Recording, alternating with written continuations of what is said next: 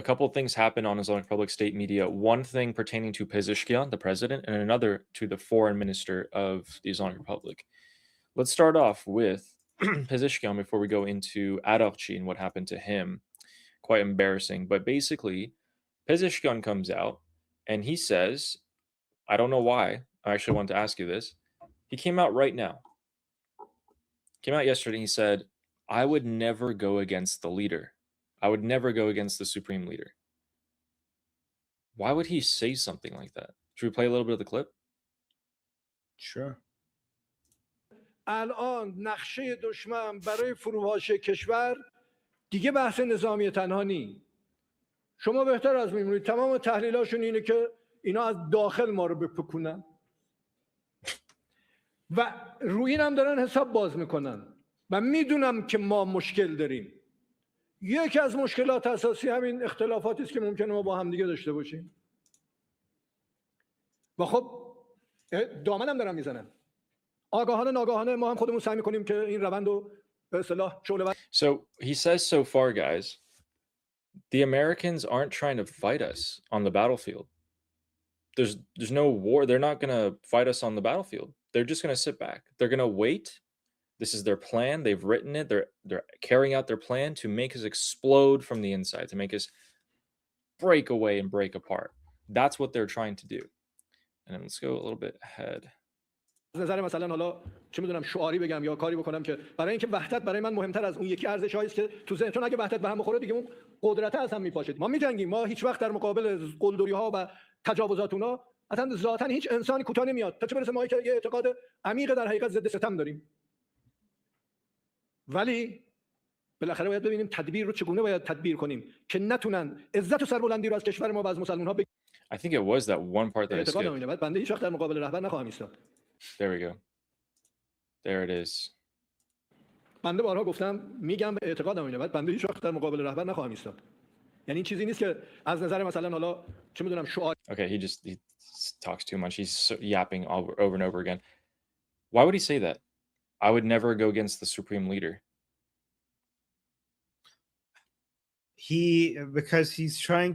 Because he gets accused of it all the time, and the things that he's advocating for are things that people's assumption is that it goes against the wishes of the supreme leader.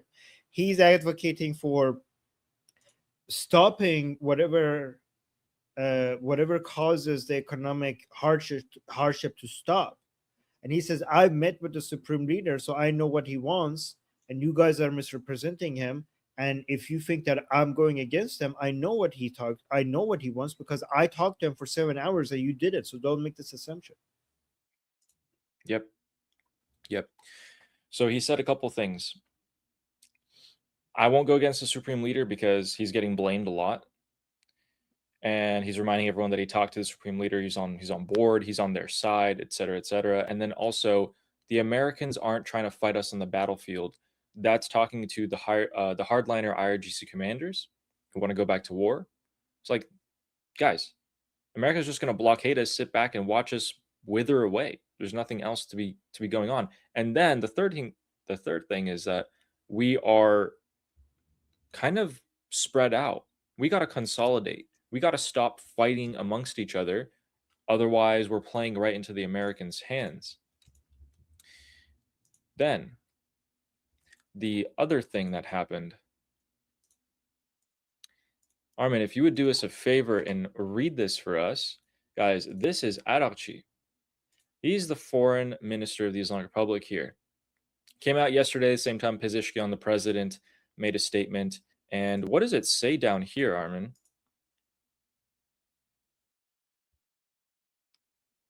مراسم امضای تفاهمنامه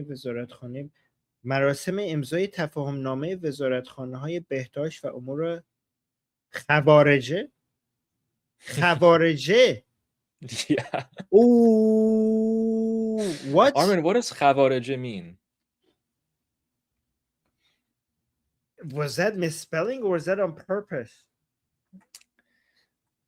Why doesn't the chat decide? Armin, what does this mean? And who are they talking about?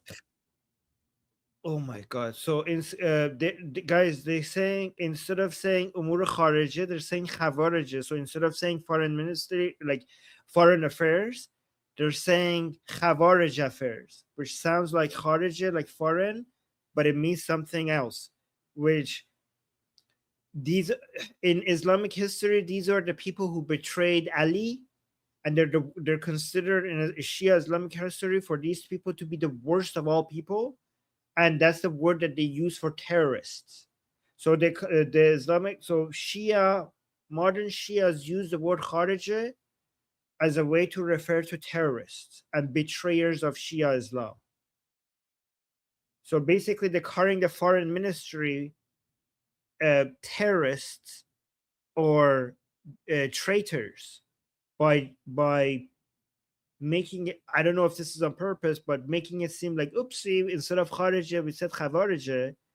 But what they're actually doing is referring to the foreign ministry as a terrorist organization, as a traitorous, treasonous organization.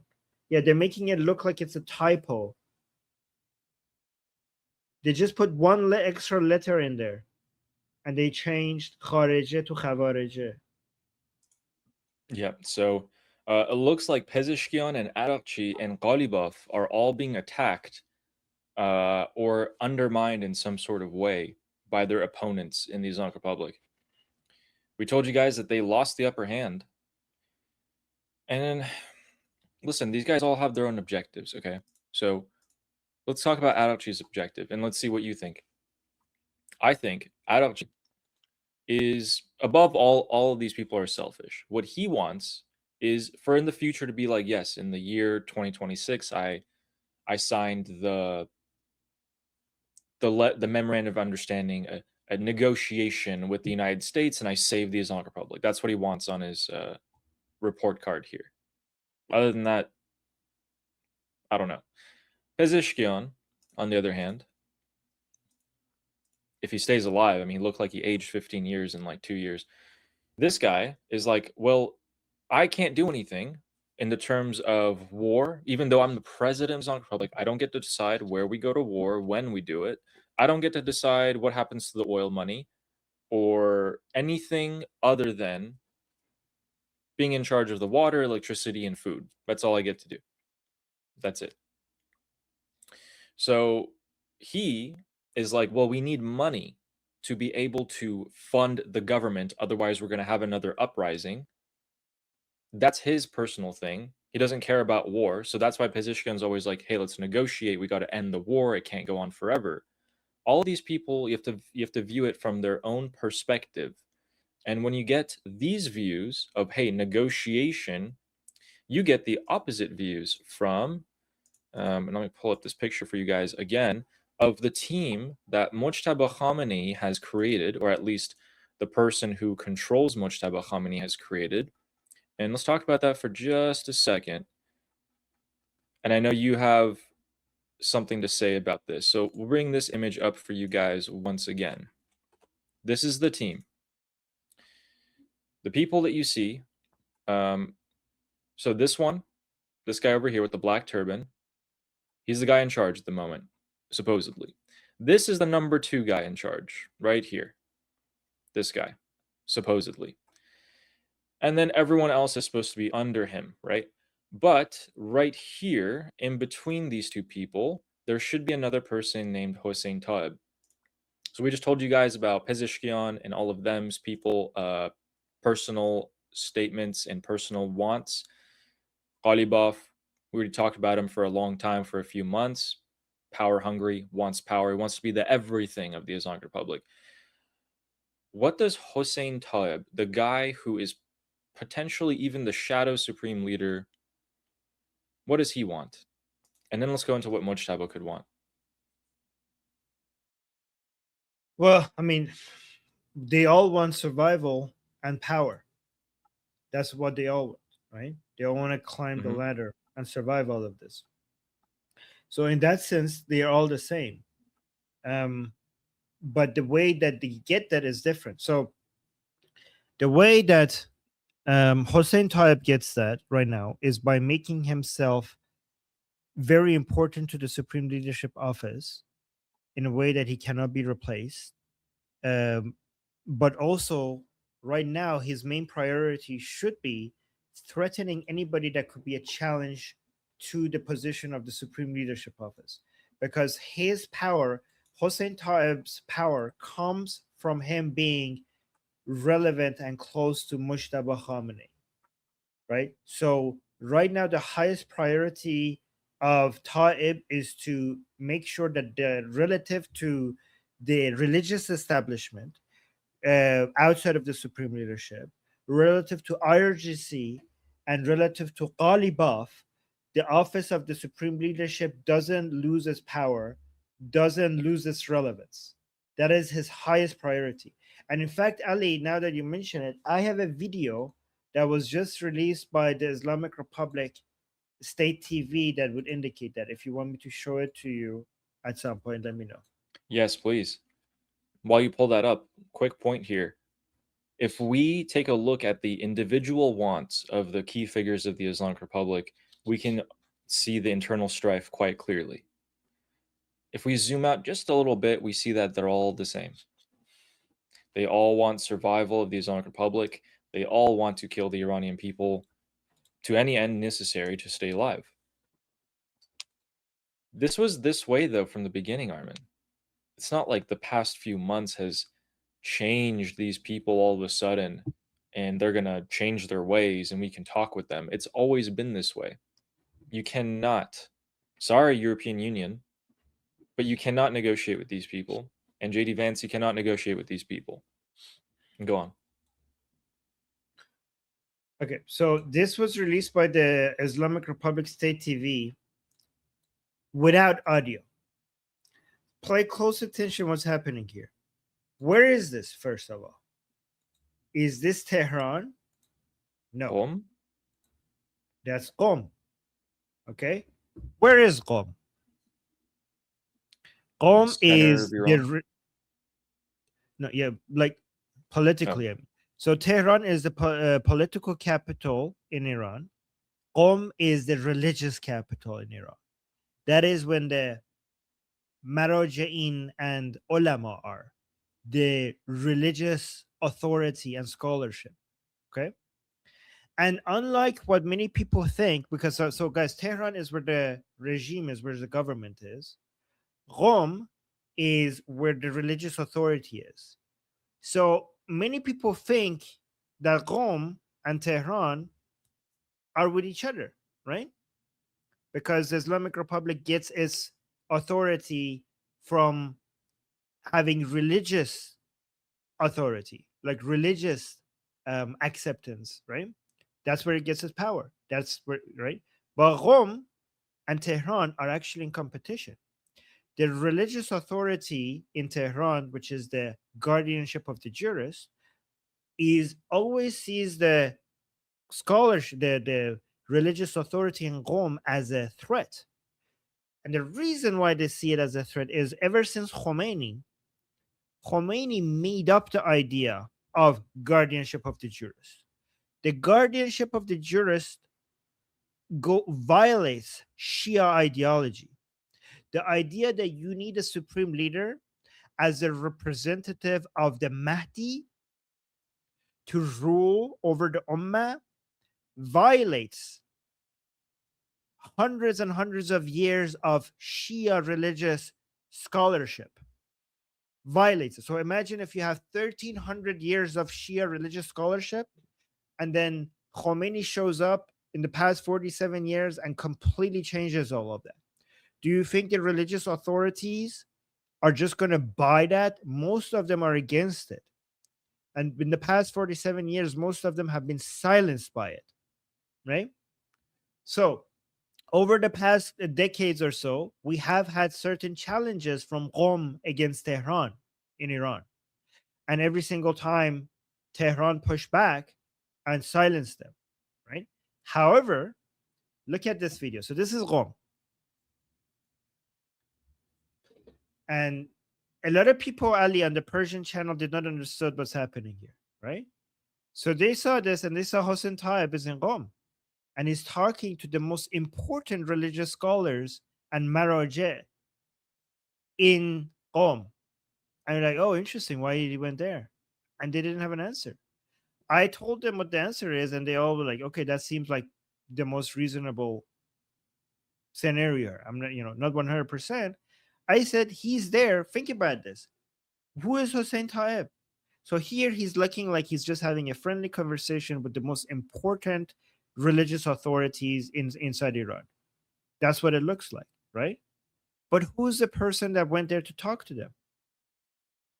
The Punisher, the Eliminator, the person who takes out and destroys and makes people who stand against the Khamenei family disappear. To me, this looks like a friendly visit, but it wasn't. To me, this was a warning. Because the reason why I think this is a warning, because my understanding is that when you are against Khamenei, when you are against the guardianship of the jurists, what happens? When Ali Khamenei dies and Mojtaba Khamenei is missing, you see an opening. You see that maybe this is the time for us to strike. And there must have been a threat coming from Qom for Mojtaba to now have sent Taeb to Qom to talk to these people. That's an Why would excellent that be the first thing he observation. does? Okay.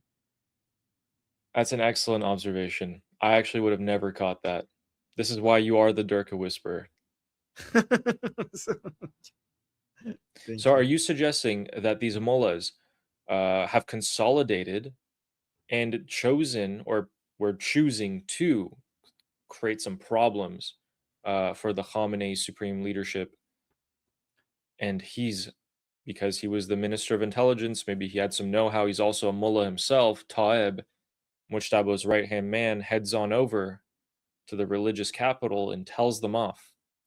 Hey, man, some people, I'm not saying you guys, of course, I'm just saying some people were gonna create some religious problems. And oh man, I recently got appointed to the head of the Basij force, the orcs, and they're kind of unpredictable. I can't really control them all that much. They just kind of see some troublemakers and they just happen to unalive them. I don't know. I hope I can protect you guys when that time comes. It's kind of what he's saying.